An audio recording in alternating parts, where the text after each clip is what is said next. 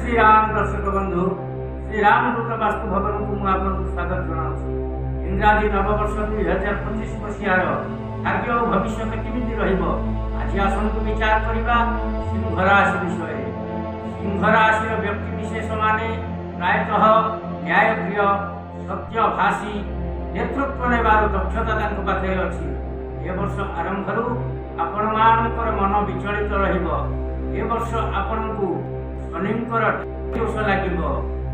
ए वर्ष आपनकर भाग्य मध्य उदय हेबो। आर्थिक स्थिति भल रहिबो। स्वास्थ्य प्रति यत्नवान हुंतु। पारिवारिक जीवन भल रहिबो। कर्म क्षेत्र में परिवर्तन योग मध्य अछि। ए वर्ष आपण नूतन वाणिज्य व्यवसाय आरंभ करि पारिबे। आपण शनिंकर सत्या प्रतिकार्य करंतु। प्रतिकार जानिबा पई आम सह योगायोग करंतु। एहिपरि भल पाइबा देउथांतु। रहिली जय जगन्नाथ।